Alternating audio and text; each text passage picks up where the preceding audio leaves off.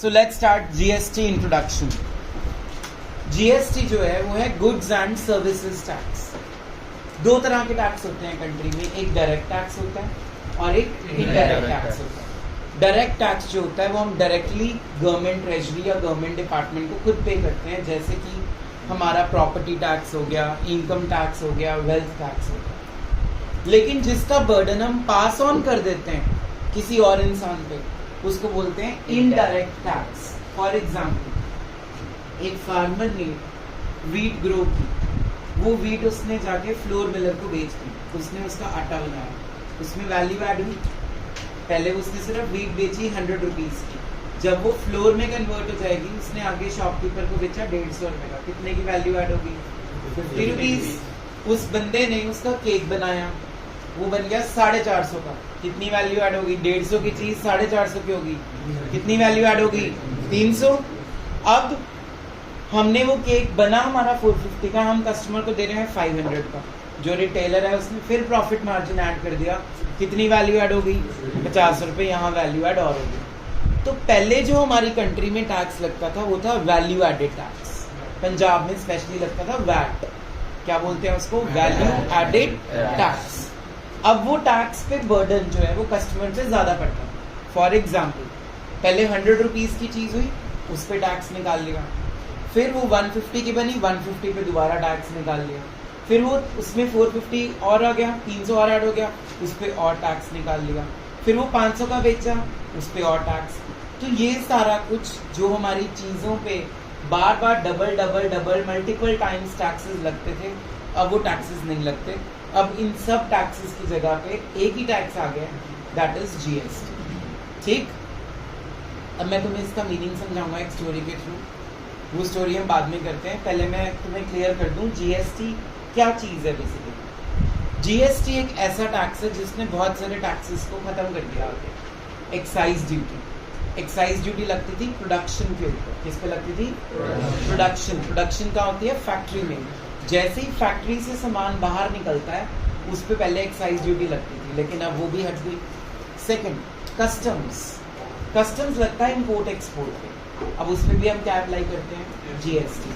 But कुछ जगह पे अभी भी कस्टम ड्यूटी हमारी कंट्री में लग रही है। ऐसा नहीं है कि बिल्कुल खत्म हो गया है, लेकिन हाँ मिनिमम होता जा रहा है। धीरे धीरे वो क्या हो जाएगा? बिल्कुल बंद। जैसे ऑयल एंड पेट्रोलियम पे कस्टम लगता है, जब हम दुबई से या बाहर वाली कंट्रीज ईरान इराक से ऑयल लेते हैं, पेट्रोलियम लेते हैं, तो हमें वहाँ पे क्या देनी पड़ती है? उस पर कस्टम ड्यूटी। ठीक है, अगर वो हट जाएगी और उस पर क्या लगा देंगे हम? जीएसटी। तो तुम्हें मैं बताऊंगा बाद में फिर कभी किसी दिन कि पेट्रोल का जो अभी पर लीटर रेट चल रहा है वो हाफ पे आ जाएगा। If it is suppose 100 rupees per litre और touching that line, then it will be 50 rupees per litre, अगर उस पर क्या लग जाए? जीएसटी। और क्या ना लगे? Custom duty. ठीक है, वो हम डिटेल में बाद में कभी डिस्कस करेंगे इकोनॉमिक्स की क्लास में। अभी चलते हैं आगे। अब जो जीएसटी होता है वो लगता है या तो गुड्स पे, गुड्स मीन्स टेंजिबल थिंग्स, या फिर किस पे लगता है? सर्विसेज पे, दैट इज इनटेंजिबल थिंग्स। ठीक है, तो जीएसटी जो है वो अकाउंट में आपको एक टिन नंबर या जीएसटी नंबर लेना पड़ता है। उसके बाद आपको हर क्वार्टर के एंड में एक रिटर्न फाइल करनी पड़ती है, गवर्नमेंट को जाती है। आपकी इच्छा, आपने क्वार्टरली टैक्स पे करना है, साल में एक बार करना है, साल में 2 बार करना है, वो आपकी इच्छा है। Government is not making any harsh rules for that. अब मैं तुम्हें समझाता हूँ जीएसटी से तुम इतना डरते हो, बहुत इजी सा सब्जेक्ट है, इजी सा टॉपिक है। 2 चीज़ें याद रखनी है। अगर हम कोई भी चीज़ खरीद रहे हैं तो उसके लिए जीएसटी हम पे करेंगे। अगर हम कोई भी चीज़ बेच रहे हैं उस पर जीएसटी हम कलेक्ट करेंगे। फॉर एग्जाम्पल, मैं शॉपकीपर हूँ, मैंने कपड़ा खरीदा किसी से, तो मैंने जब कपड़ा खरीदा होगा उससे मैंने उसको जीएसटी पे किया होगा, यस और नो? जब मैंने अभिराज को वो कपड़ा बेचा, चरण को वो कपड़ा बेचा, गौरांग को बेचा, मैंने इनसे जीएसटी क्या कर लिया होगा? कलेक्ट। अब मैं चेक करूंगा मैंने पे कितना करा था और कलेक्ट कितना किया।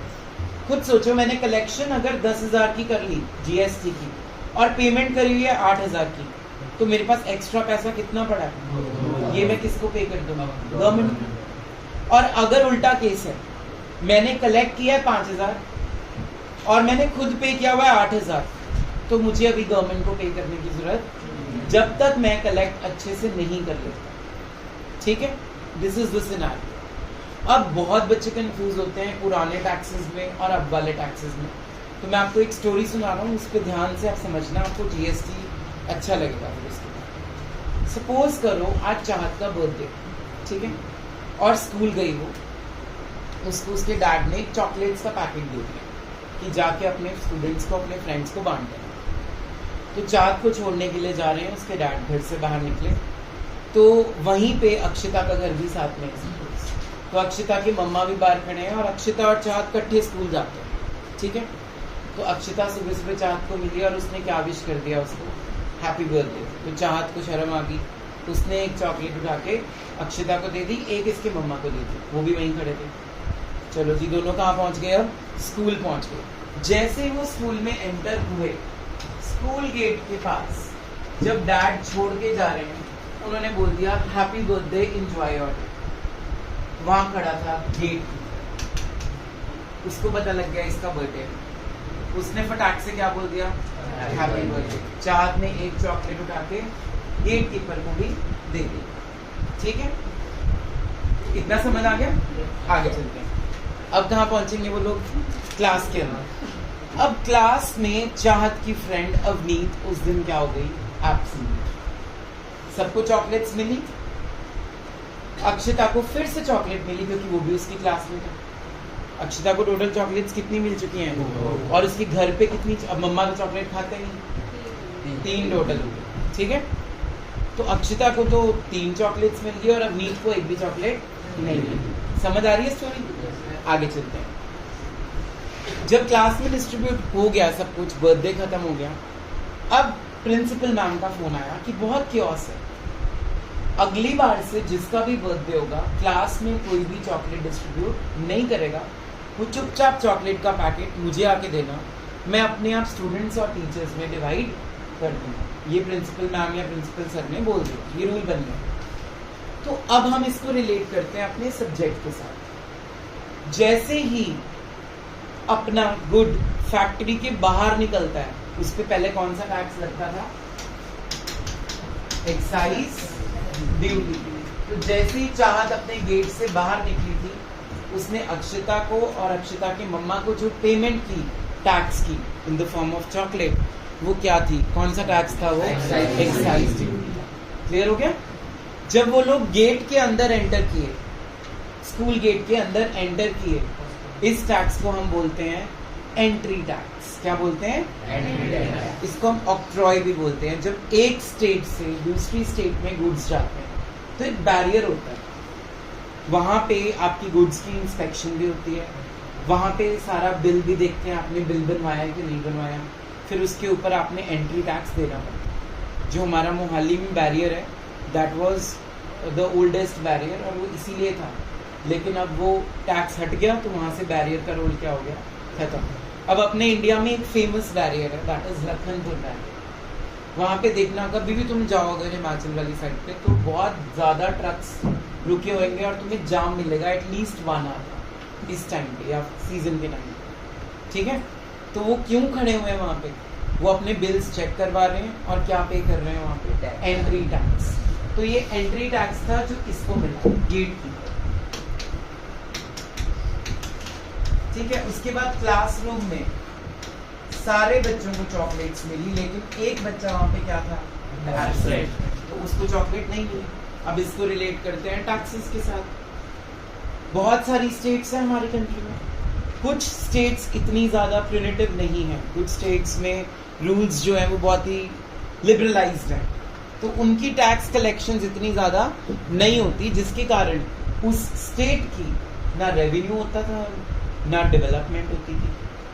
तो मतलब, और कई स्टेट्स की, जैसे हम बात करते हैं, अगर बॉम्बे की बात करते हैं, सिटी की, सॉरी बॉम्बे की बात करते हैं, मेट्रोस की बात करते हैं, दिल्ली की बात करते हैं, these are metropolitan. You know that metropolitan doesn't mean जहाँ मेट्रो चले, मेट्रोपॉलिटन मीन्स जो स्टेट्स बहुत ज़्यादा डेवलप्ड है, जहाँ पे नाइट लाइफ है, सुबह भी काम होता है, रात को भी ऑफिस चलते हैं, उसको बोलते हैं मेट्रोपॉलिटन, फास्ट लाइफ स्टाइल। ठीक है, तो वहाँ पे अगर हम बात करते हैं तो वहाँ पे बहुत सारे टैक्सेस कलेक्ट होते हैं, गवर्नमेंट्स को प्रॉफिट होता है। अब ये जो मेट्रोपॉलिटन का मैंने एग्जांपल दिया, मेरे चॉकलेट वाले एग्जांपल में कौन सा बंदा था? अक्षिता, जिसको कितने चॉकलेट्स मिल गए थे? 3। तो किसी गवर्नमेंट का तो बहुत फायदा हुआ, किसी गवर्नमेंट का क्या हुआ? नुकसान हुआ।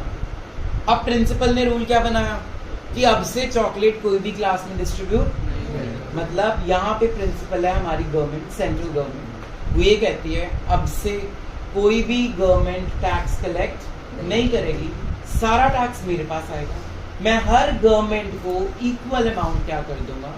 डिस्ट्रीब्यूट। तो जब ये रूल बना चॉकलेट वाला कि चॉकलेट का पैकेट प्रिंसिपल मैम के पास गया, प्रिंसिपल मैम ने उस बच्चे का भी शेयर रखा जो बच्चा उस दिन एब्सेंट है। इसका मतलब ये हुआ कि जो गवर्नमेंट को पहले टैक्सेस अर्न नहीं हो रहे थे, यानी कि अब नीट को, अब उनको भी टैक्सेस अर्न होने शुरू हो जाएंगे। तो इस जो नए रूल को हम बोलेंगे गुड्स एंड सर्विसेज टैक्स। एक ही बारी टैक्स देना है, दोबारा टैक्स उस चीज पे नहीं लगेगा।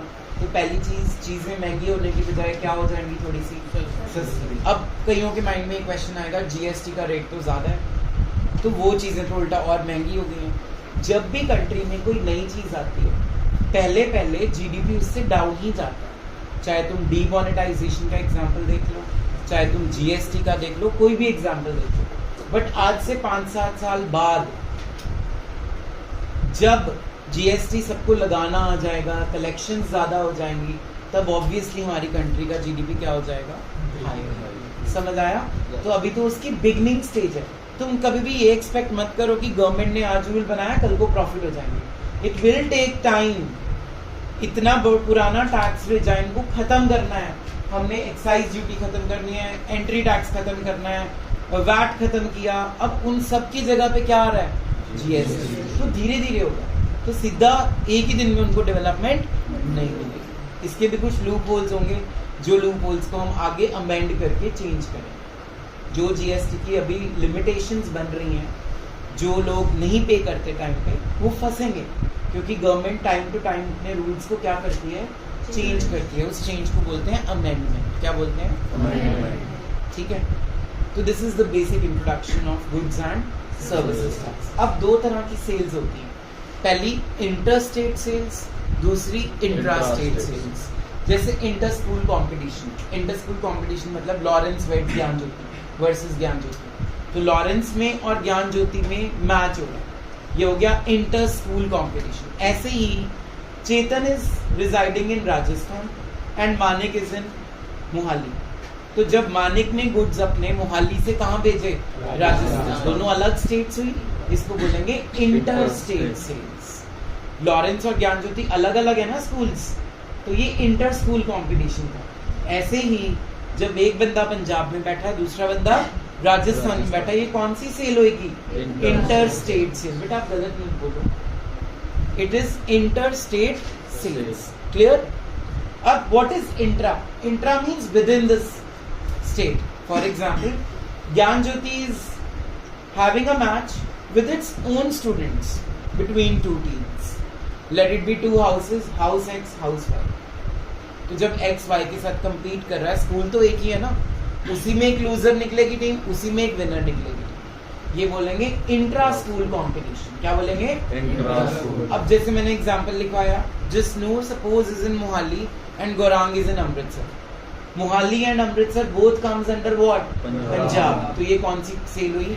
Intra state sale. क्लियर हो गया? इज इट क्लियर और नॉट? ठीक है, inter state and intra state का मीनिंग क्लियर हो गया। अब लिखो टाइप्स ऑफ जीएसटी कॉपीज पे जल्दी से लिखो। Number 1 CGST, full form is central GST. C for central, GST for goods and services tax. Number 2, SGST. S for state. तो दो तरह की गवर्नमेंट होगी, central government and state government. ये दोनों टैक्सेस लगते हैं इंट्रा स्टेट सेल्स पे। लिखो, both of these taxes will be levied on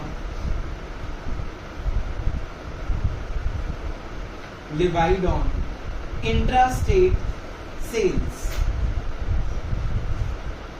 will be levied on intra-state sales. अब अपने पेन्स के कैप्स लॉक ऑन करो और लिखो the rate of CGST and SGST is always same. The rate of CGST and SGST is always same. मतलब अगर question में CGST 6% है तो SGST भी कितना होगा 6%. अगर वो नहीं भी लिखेंगे क्वेश्चन में तो अपने आप एज्यूम क्या करना है जितना CGST है उतना ही SGST. Clear. Third type of GST लिखो IGST. इसकी फुल फॉर्म इंटेग्रल या इंटीग्रेटेड. इंटेग्रल GST या इंटीग्रेटेड GST. IGST लगता है लिखो interstate sales. It is levied on interstate sales. It is levied on interstate sales. ऊपर मुंह करो. अगर CGST 6% है तो SGST भी क्या होगा तो IGST क्या होगा 12%. दोनों का सम लिखो. IGST is equals to CGST plus SGST. IGST is equals to CGST plus SGST. Fourth type UTGST. UTGST. UT means Union Territory. इसके बारे में हम बाद में डिस्कस करेंगे डिटेल में.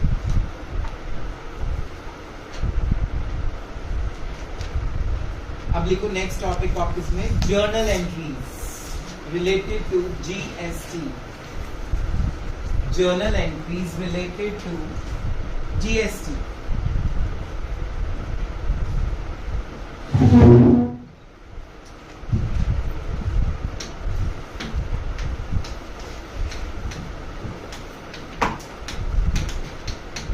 जर्नल एंट्रीज में रूल नंबर 1. रूल लिखना नहीं है, समझना है सिर्फ. अगर आप कुछ भी पे कर रहे हो या एक्सपेंस कर रहे हो या कोई एसेट खरीद रहे हो तो आप GST पे करोगे. Rule number 2. अगर आपको कोई इनकम हो रही है या आप अपने गुड्स को बेच रहे हो या आप कोई एसेट बेच रहे हो तो आपको GST कलेक्ट होगा. इतना क्लियर है.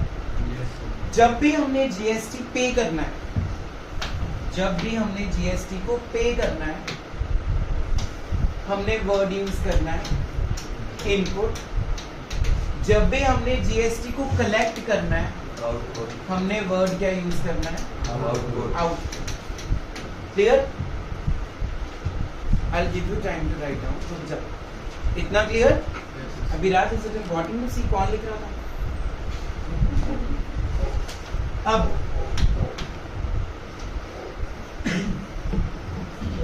जब भी हम पे करेंगे GST is my expense whenever I will pay. So what does the rule of nominal account says? Debit or expenses and losses. जब भी हम GST को कलेक्ट करते हैं तो it will be the income. What does nominal says? Credit or income and gains. ठीक है. पहले इतना नोट डाउन कर लो फिर मैं जर्नल एंट्री शुरू करूँ. कॉपीज पे फर्स्ट जर्नल एंट्री फॉर्मेट बनाओ फटाफट से.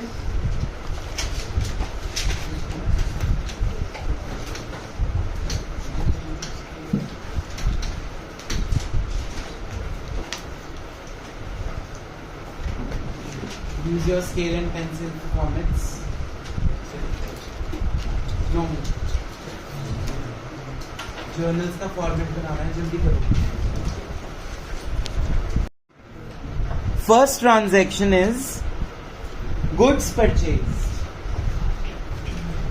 गुड्स परचेज, अभी लिखना नहीं है, समझना है सिर्फ। मान लो हमने गुड्स परचेज किए, हम नॉर्मल एंट्री क्या करते थे? Purchases account debited to cash account, ये हो गई नॉर्मल एंट्री, ठीक है, being goods purchased on cash.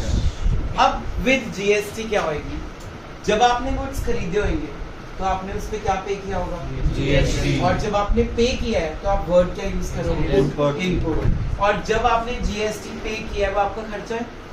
तो नॉमिनल क्या कहता है? Debit all expenses and losses. तो अब आप ये एंट्री पास करने की बजाय क्या लिखोगे? पहले purchases account debited, input CGST, input CGST, CGST account debited, input SGST, SGST account debited to cash या बैंक।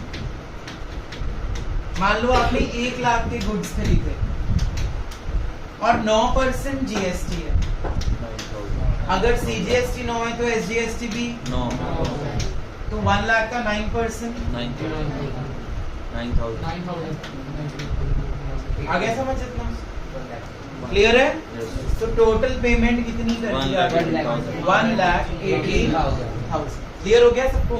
तो जब भी आपने कुछ भी खरीदना है तो GST will be your expense and nominal says debit all expenses and losses. And GST के लिए जब भी आपने वर्ड यूज करना है, इनपुट वर्ड यूज करना है। जब आप पे कर रहे हो, जब आप कलेक्ट करोगे तो क्या वर्ड यूज करोगे? आउटपुट। और जितना रेट सीजीएसटी का है उतना ही रेट एसजीएसटी। और ये जो हम जर्नल एंट्रीज कर रहे हैं वो कर रहे हैं इंट्रा स्टेट। इंट्रा स्टेट का मतलब होता है with in the same state, with in the same state. मतलब जो मैंने गुड्स खरीदे हैं, आई एम इन मोहाली और मैंने गुड्स खरीदे हैं जलंधर से। दोनों सिटीज कहाँ पे हैं? पंजाब। समझ आ गया? तो उसके ऊपर लगेगा सीजीएसटी एंड एसजीएसटी। जितना रेट सीजीएसटी का होगा उतना ही रेट एसजीएसटी। अब लिखो स्टार्ट राइटिंग नाउ। अगर मैंने गुड्स क्रेडिट पे लिए होते तो बैंक की जगह में क्या लिख दूंगा? Creditors, name of that person. Clear? तो स्लैश डाल के लिख लो क्रेडिटर्स। बैंक के साथ स्लैश डाल के लिख लो क्रेडिटर्स। चले आगे। जर्नल एंट्री नंबर 2 करेंगे, परचेज रिटर्न।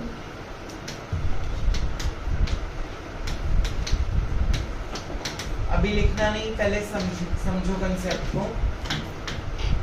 पहले हम करेंगे नॉर्मल एंट्री।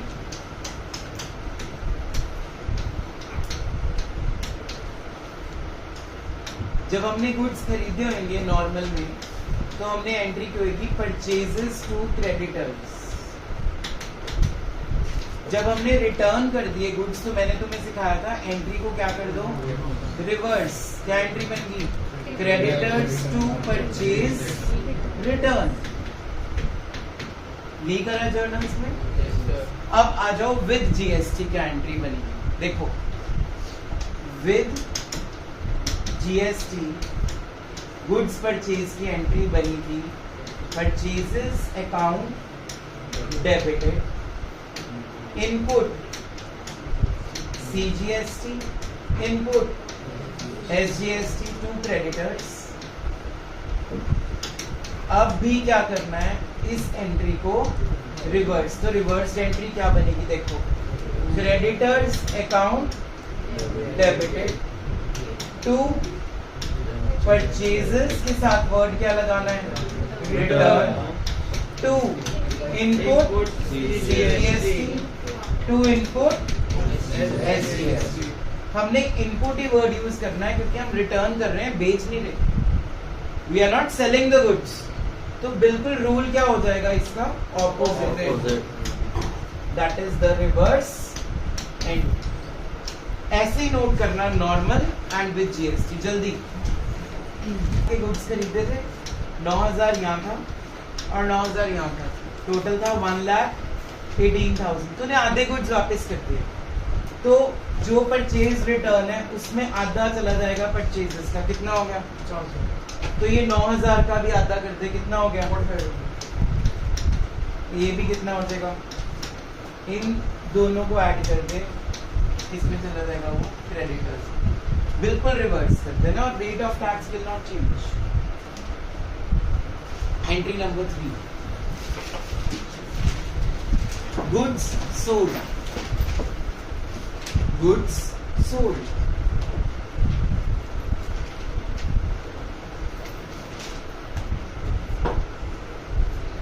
जब हम गुड्स बेचते हैं तो हम नॉर्मल एंट्री क्या करते थे? बोलो।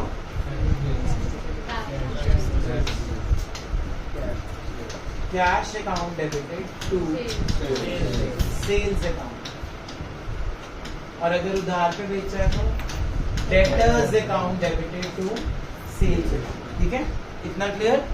अब विद जीएसटी देखो, cash account debited to sales to output CGST to output SGST। ध्यान से पहले समझो फिर लिखना। हमने गुड्स बेचे मान लो 1 लाख रुपीस के और 6% है CGST, तो 6% क्या होगा? SGST। कितना अमाउंट हो गया? 6,000।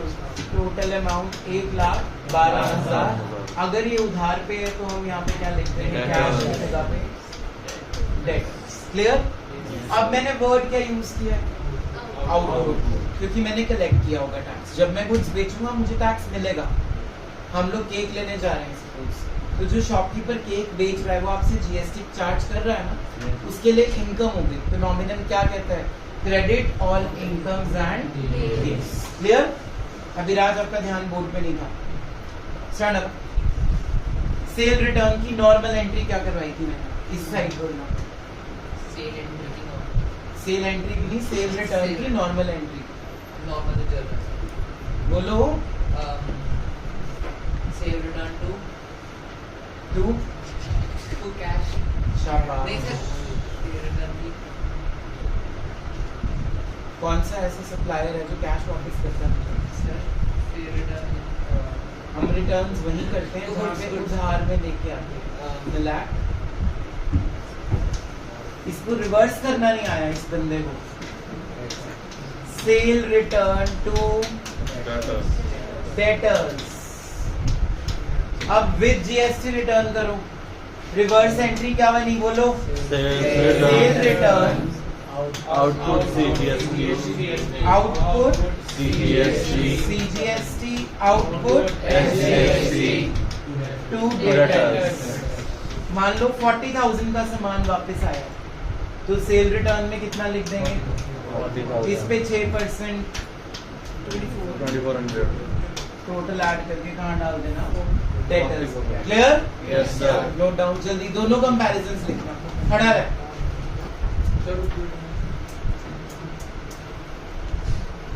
Number 5, purchase of asset. एक साइड लिखो नॉर्मल, एक साइड लिखो विद जीएसटी। करो ट्राई जल्दी। एसेट खरीदिया आपने, let it be machinery, furniture, कुछ भी। पॉज। जब भी हम कोई एसेट खरीदेंगे नॉर्मल केस में हम एंट्री क्या करेंगे? Machinery to cash.